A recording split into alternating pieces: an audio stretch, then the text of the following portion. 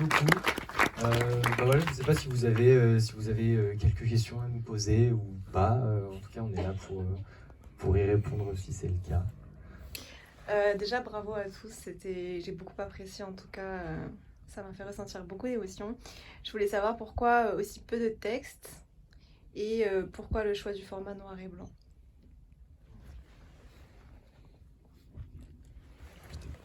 Euh, alors, pour la question du texte, en fait, je pense que c'est un truc qu'on a mis en place depuis longtemps. En fait, on est un collectif, on est basé à Lyon. En fait, ça fait une dizaine d'années qu'on fait des courts-métrages et on s'est vraiment intéressé en fait à une question du cinéma muet, et en tout cas d'essayer de travailler avec le moins de dialogue possible.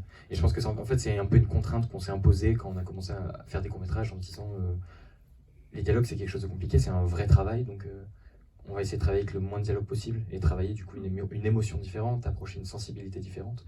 Et je pense que ça a été, en tout cas, c'est quelque chose qu'on a commencé à mettre en place dès le début. Et concernant le noir et blanc, en fait, je pense que la réponse est assez simple, c'est que j'imaginais pas le court métrage en couleur. Je voyais pas l'intérêt de mettre de la couleur là-dedans.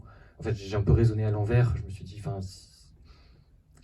si on met de la couleur, c'est qu'il doit y avoir une raison. Sinon, autant laisser en noir et blanc. Et on n'a pas eu de justification à la couleur. On s'est posé la question à un moment, peut-être pour les scènes des rêves, dans les scènes de rêve. Mais, euh, mais je pense que le noir et blanc correspondait bien et correspondait bien aussi à la période que nous tous on traversait. Merci. Et j'ai une autre question aussi. Tout à l'heure, tu parlais de vouloir faire ressortir le fait qu'on est limité dans notre possibilité de rêver.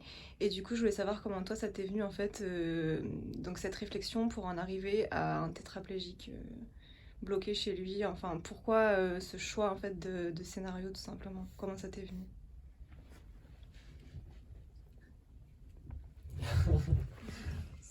euh, je sais pas si le point de départ, en fait, ça a été directement la tétraplégie ou la question du rêve. En tout cas, la question de départ, ça a été, il y a quelque chose qui nous intéresse beaucoup et qu'on a essayé de mettre en place de manière différente dans plusieurs de nos courts-métrages, qui est la question de la solitude. Euh, je, si jamais vous avez envie de voir nos autres courts-métrages, il y en a plusieurs qui sont disponibles sur la chaîne du collectif Octo. On a fait une série de courts-métrages, en fait. Le premier s'appelait La mémoire du silence. Ensuite, on a eu un court-métrage qui s'appelait Gaspard.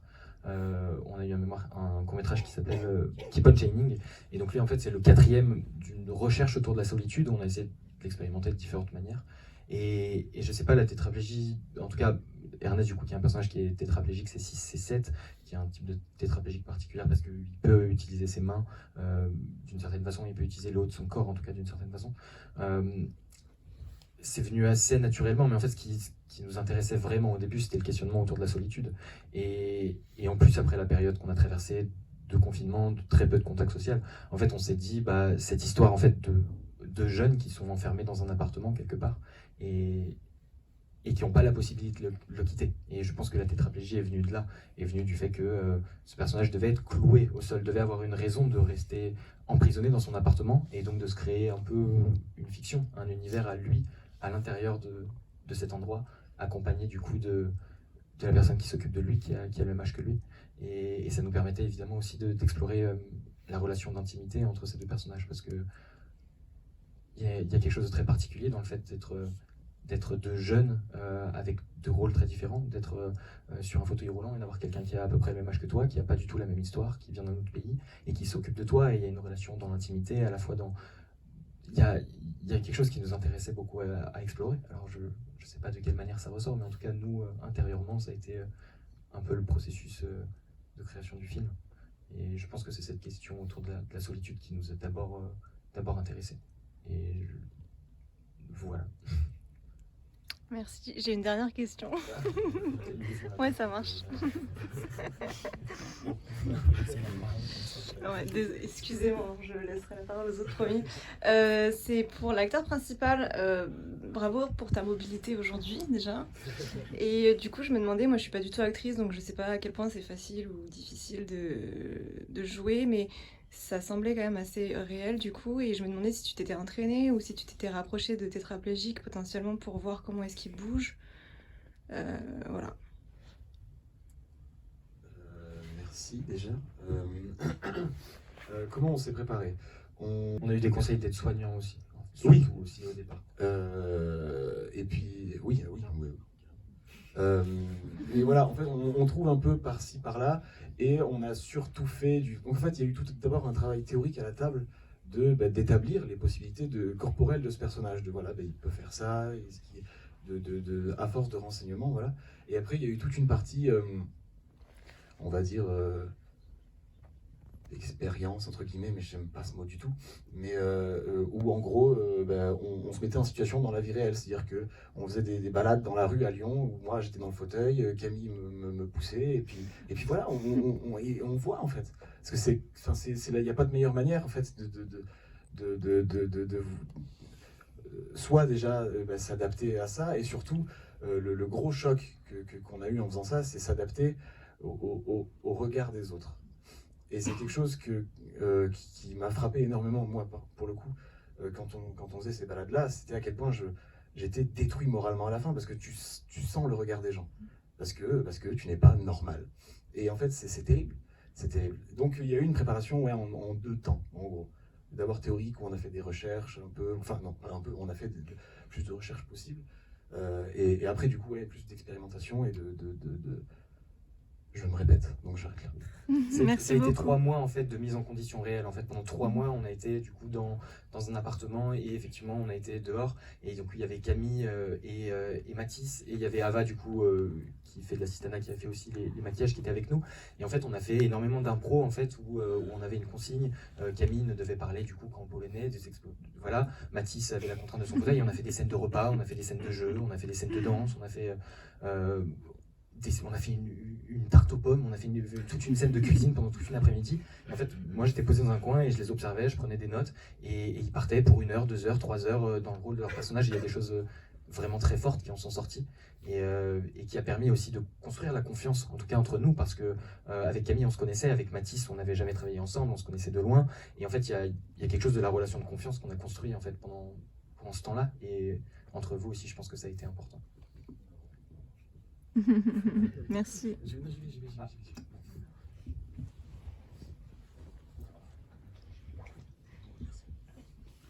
Bon, déjà, bravo. Je salue l'originalité et aussi le côté audacieux de ce court-métrage. Par rapport à la fin, est-ce qu'il y a eu une inspiration au niveau du film, par rapport au film Birdman de Dinaritu? Je pense qu'on a dû... On nous a déjà fait la remarque, effectivement. Et en fait, c'est fou parce que ce film, moi, je l'ai vu, quand il est sorti au cinéma, donc il y a un bout de temps déjà. Et comment 2014, ouais. Et en fait, on n'a pas du tout revu. Alors, on a eu pas mal d'inspiration, je pense, on a fait un assez gros travail de référence. On a beaucoup sur toute la période du film muet, mais également on a beaucoup travaillé autour des films de Sautet. Et en fait, le Birdman, ça nous est pas du tout venu en tête pendant la préparation.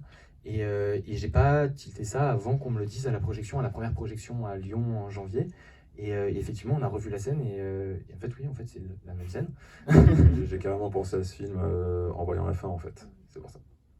Et ben, c'était pas volontaire. Je pense que c'était quelque chose peut-être qui s'est stocké, qui est resté, mais involontaire. Ouais, bonjour. Bravo. Moi, j'avais plus une question sur la continuité. Est-ce qu'après, vous avez des festivals? Comment ça va se passer pour vous? En fait, on a commencé à proposer le film en festival. On n'a pas eu encore tant de réponses que ça, parce que ça fait pas si longtemps qu'on le démarche. En fait, le film, on a fait une première projection à Lyon en janvier. Et en fait, notre objectif dès le début, c'était justement de ne pas avoir à le lancer tout de suite en ligne, de pouvoir aller au contact des gens, de pouvoir les rencontrer. Donc en fait, on axe vraiment sur des projections. Okay. Voilà, donc on a une projection qui arrive à la Cinémathèque de Saint-Étienne bientôt. Et on a plusieurs projections qu'on est en train de réaliser. On n'a pas encore confirmation, donc on va pas encore en parler, mais voilà, on va continuer. On ne sait pas encore pour les festivals, donc le film peut changer, ou en fait, vous considérez ça comme des projections test, ou c'est définitif? Il y a alors on a fait une édition DVD en fait qu'on... D'accord. Ça, d'ailleurs, s'il y en a qui sont intéressés pour nous soutenir, on le vend à prix libre, donc comme vous voulez. On a fait une édition DVD et il y a des scènes qui ont bougé par rapport à cette projection-là, parce qu'on avait eu des retours effectivement à la projection à Lyon. Il y a une scène qui a été coupée totalement, c'est la scène dans les loges. Il y a une scène dans les loges après le premier numéro de Pantomime qui a complètement sauté parce que en fait c'est une scène qui était étrange parce qu'il y a eu une autre scène après qui a été coupée, donc cette scène n'avait plus beaucoup, on la comprenait plus beaucoup en fait dans le film. Donc ça a disparu. Il y a des améliorations, il y a des choses qui ont changé dans le DVD, mais globalement c'est à peu près la même version en fait à part quelques modifications. Moi, j'avais juste une question aussi pour Valentin. J'ai vu que tu avais monté le film avec Ava, si je ne me trompe pas. Et tu as... Non, c'est pas ça. C'est Lucien qui a monté le film. Ah, pardon, Lucien. Ok, ça va. Comme un grand. Ok, pardon. Et j'avais justement une question. Est-ce que vous avez composé la musique avant le shoot, pendant le shoot? Alors en fait, Quand- oui et non. En fait, avant le tournage, j'ai le scénario, j'ai des idées.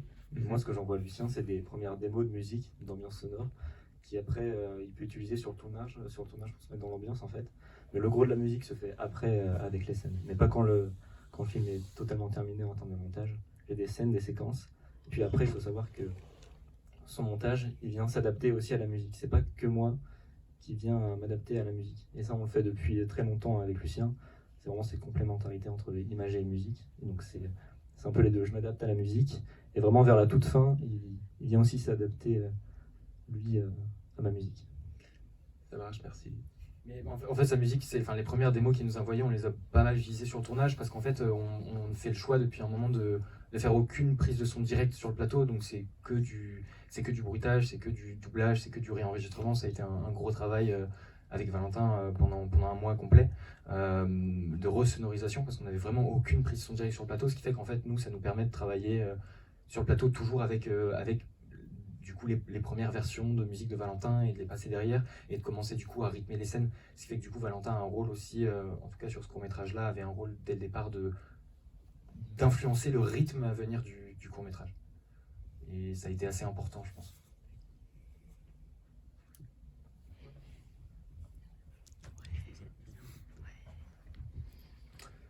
Bonsoir. Comme tout le monde, je vous félicite pour votre court-métrage. C'était très beau.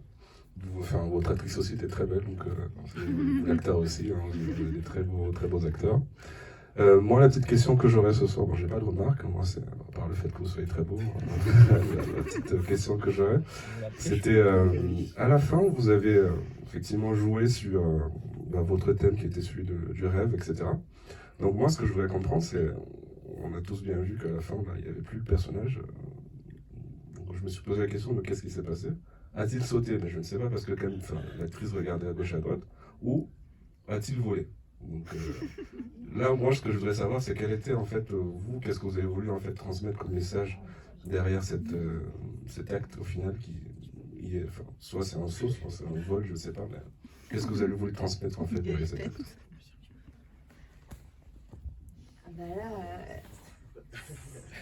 Nous, notre but, c'est évidemment pas donner la réponse. Hein. Le but, c'est de laisser un peu la page blanche pour laisser chacun voir ce qu'il veut. C'est ça qui est bien, c'est que nous-mêmes, on a des avis différents. On se bat encore pour imposer notre avis.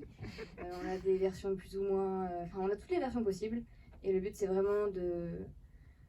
Et puis même, notre avis peut changer aussi en fonction... même nous, on peut le voir dans un état et on veut voir ça. Et dans un autre état, on veut le voir comme ça. Et donc ça, voilà, c'est ambigu et c'est évidemment le but. En fait, il n'y a pas de réponse.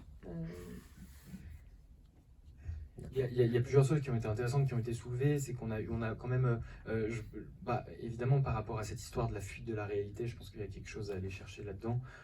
Et ensuite par rapport à... Il y a quelque chose qui a été soulevé aussi qui est assez intéressant, c'est on nous a fait cette remarque-là après la projection à Lyon. Ça a été le questionnement autour de la dépendance affective, que je pense que le film, quelque part, parle de ça, parce que c'est un personnage qui est littéralement dépendant dans tous les sens du terme. Et d'une recherche autour de la toxicité de la dépendance affective aussi, et de ce que ça entraîne. Je pense, voilà, c'est juste, je lance des pistes comme ça, mais effectivement, on se bat encore et on a tous des avis différents sur cette fin.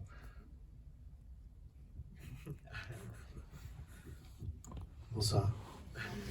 Bravo. Je trouve ça fort de pouvoir se regrouper comme ça pour aller chercher ses rêves. C'est ce que vous faites avec ce collectif et avec les courts-métrages que vous créez. Bravo. J'ai trouvé que ce court-métrage il était plein de belles promesses. Et du coup, vous, individuellement, quels sont vos rêves et où est-ce que vous voulez aller maintenant avec ce court-métrage? Vous avez dit que vous essayez de le démarcher en festival, etc. pour du concret pour ce court-métrage. Mais après, avec le collectif et individuellement, c'est quoi la suite?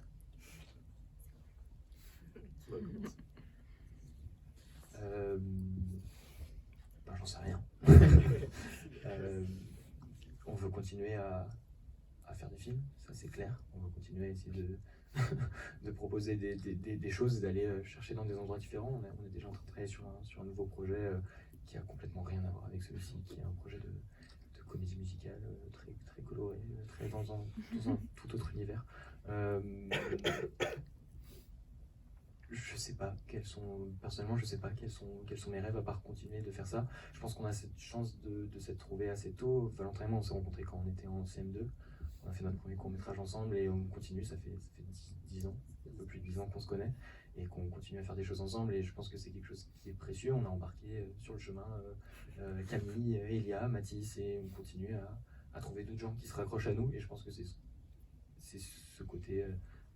cette force de groupe qui nous porte et qui fait qu'on n'a pas envie d'arrêter. Et je sais pas, je sais pas si on a tout juste 20 ans, je pense que c'est un peu tôt pour savoir exactement ce qu'on veut faire, comment on veut le faire. En tout cas, je sais que d'avoir ce soutien-là et de continuer à être tous ensemble pour faire des choses, c'est tout ce que je souhaite et tout ce que je souhaite poursuivre.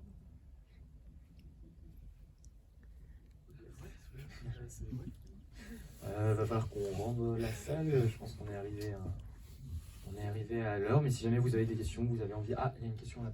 Une dernière question. Il y a toujours quelqu'un qui veut parler sans le micro.